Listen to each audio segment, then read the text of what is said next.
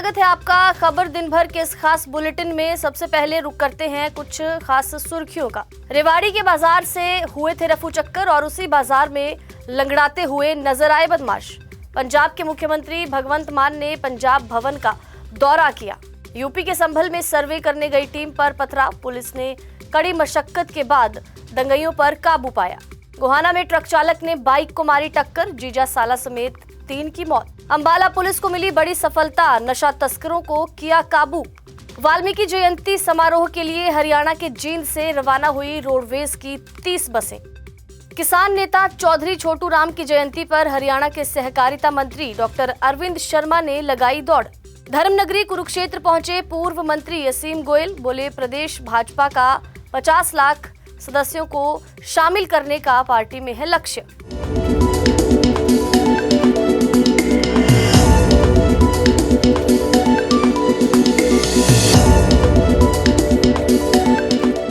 अब खबरें विस्तार से। कहते हैं कि बुरे काम का बुरा ही अंजाम होता है और ऐसा ही हुआ जब रेवाड़ी में 12 दिन पहले एक ज्वेलरी शोरूम में लूट की वारदात को अंजाम देने वाले 2 बदमाशों को क्राइम इन्वेस्टिगेशन की एजेंसी की टीम आज निशानदेही के लिए बाजार में लेकर पहुंची।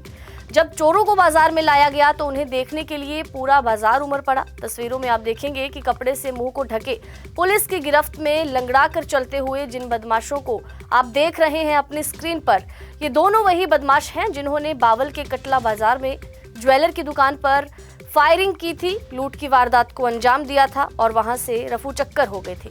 आज उसी बाजार में पुलिस इनको वापस लेकर आई है और वारदात के उस दिन का सीसीटीवी फुटेज भी सामने आया। गौरतलब है कि बदमाशों द्वारा लूटे गए सोने और हथियार की बरामदगी को लेकर दोनों को ही पुलिस ने कोर्ट में पेश किया, रिमांड पर लिया। आरोपियों की पहचान कर ली गई है। गुरुग्राम के रहने वाले ये आरोपी बताए गए। डीएसपी बावल ने कहा कि लूट के इस पूरे मामले को ट्रेस करने के लिए एसपी की तरफ से 5 टीमें बनाई गई थी। पुलिस के मुताबिक आरोपियों ने बाजार में ही कोमल ज्वेलर्स के शोरूम पर लूट की थी, फायरिंग की थी और पूरी रेकी के बाद इस वारदात को अंजाम दिया गया था। निशानदेही के लिए बाजार में इन बदमाशों को लाया गया। कोर्ट से रिमांड की मांग की जाएगी और जल्द आरोपियों को गिरफ्तार किया जाएगा। अगली खबर पंजाब से। पंजाब के मुख्यमंत्री भगवंत मान पंजाब भवन का दौरा करने के लिए पंजाब भवन में पहुंचे और मुख्यमंत्री भगवंत मान का बयान भी सामने आया। बोले आज पंजाब भवन को अपडेट करने की कोशिश कर रहे हैं। एक डाइनिंग हॉल की ओपनिंग पंजाब भवन में हुई है। पंजाब के खाने की भी सीएम भगवंत मान ने खूब तारीफ की। कहा कि पंजाब का खाना मशहूर है, इसलिए इसको बेहतर कर रहे हैं। ब्लॉक ए में है, ब्लॉक बी को भी बेहतर करेंगे। उपचुनावों पर सीएम मान बोले कि उपचुनाव में 3 सीटें जो जीती हैं वो आम आदमी पार्टी के पास नहीं थी। अब हम 92 से 95 सीटों पर है। पंजाब की जनता का धन्यवाद है। किसानों को दिल्ली आने का हक है और किसानों को लेकर कहा कि उनको दिल्ली आने देना चाहिए। मोदी के बारे में ऐड चलती है। एक बच्चा बोलता है कि पापा मोदी ने यूक्रेन का युद्ध रुकवा दिया। अगर ऐसा है तो किसानों से भी मोदी को बात करनी चाहिए। ये तंज पीएम नरेंद्र मोदी पर पंजाब सीएम भगवंत मान की ओर से कसा गया है और एक शेर के जरिए उन्होंने इसका जवाब भी दिया। अगली खबर यूपी से। यूपी के संभल में कोर्ट द्वारा जामा मस्जिद के सर्वे के आदेश पर जो टीम वहां पर सर्वे करने गई थी उस पर पथराव किया गया। भारी मात्रा में पत्थरबाजी की गई। पुलिस स्थिति को नियंत्रित करने में जुटी थी और एसपी संभल का भी इस पूरे मामले पर बयान सामने आया। उन्होंने कहा कि गाड़ी पर पुलिस लिखा देखकर गाड़ी को दंगाइयों ने जला दिया। इनको छोड़ा नहीं जाएगा, एनएसए लगेगी। 10 मीटर पर खड़ी गाड़ी को दंगाइयों ने नहीं जलाया क्योंकि वो उनकी खुद की गाड़ी थी और पुलिस की गाड़ी देखकर दंगाइयों ने पुलिस की गाड़ी को आग के हवाले किया। एसपी का बयान सामने आया। उन्होंने कहा कि कड़ा एक्शन लिया जाएगा, उपद्रवियों को छोड़ा नहीं जाएगा। टारगेट करके पुलिस ने कहा कि हमला किया गया था और यूपी पुलिस उपद्रवियों पर बड़ा एक्शन लेगी, ये कहना है एसपी संभल का।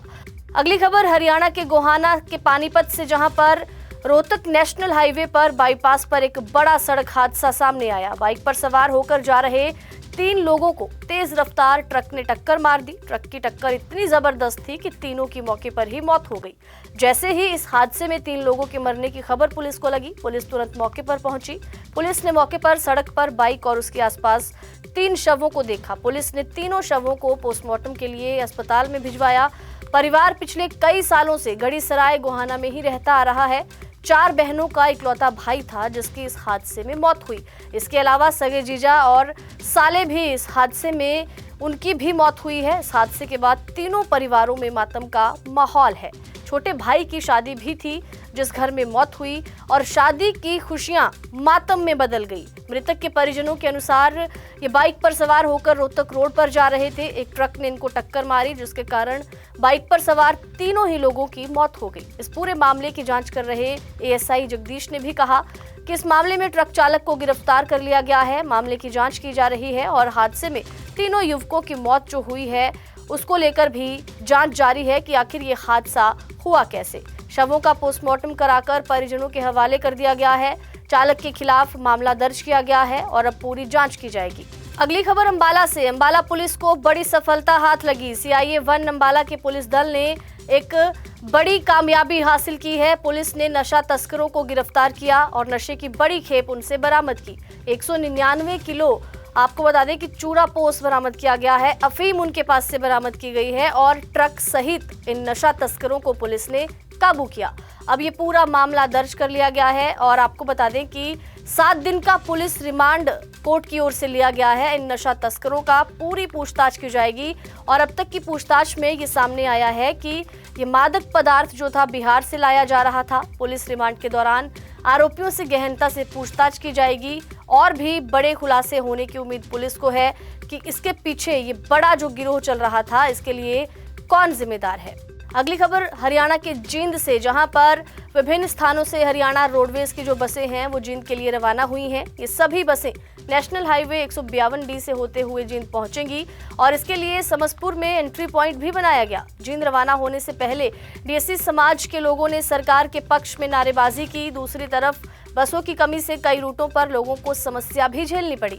हरियाणा सरकार द्वारा आपको बता दें कि जींद में राज्य स्तरीय महर्षि वाल्मीकि जयंती का समारोह मनाया गया और डीएससी समाज के लोगों में आरक्षण वर्गीकरण को लेकर इस कार्यक्रम में खुशी का माहौल देखने को मिला। समाज के लोग इस सम्मेलन में सीएम का आभार जताते नजर आए। इसके लिए जिले से 30 बसें जींद पहुंची और इनमें सवार होकर लोग जींद के लिए रवाना हुए।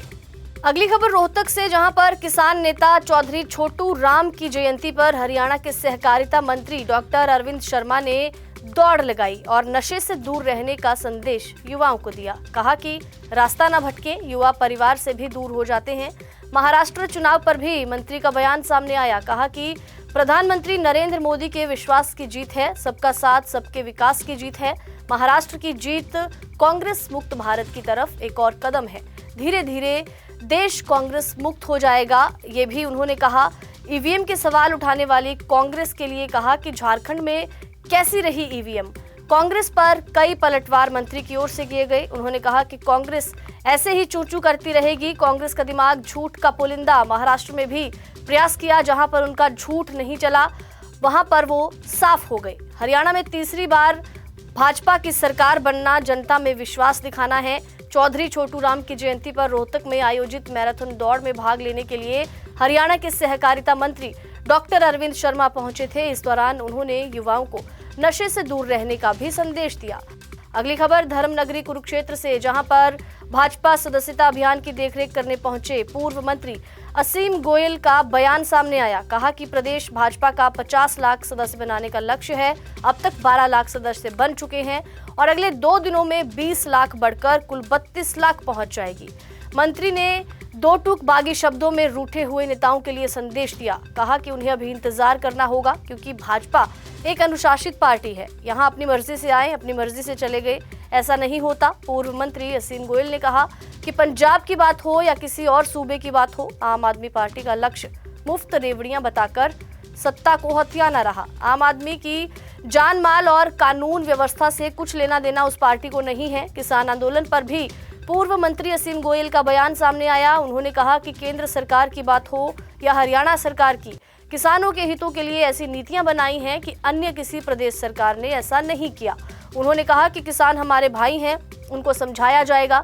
असीम गोयल ने आगे कहा कि हरियाणा इतना कमजोर नहीं कि अपना हिस्से का जो पानी है वो चंडीगढ़ या पंजाब को दे दे, SYL का पानी तो हरियाणा लेकर रहेगा। ये बड़ा बयान भी पूर्व मंत्री असीम गोयल की ओर से दिया गया है। खबर दिन भर के खास बुलेटिन में आज के लिए बस इतना ही। देश दुनिया की तमाम खबरों को जानने के लिए देखते रहिए माई हिंदी टीवी।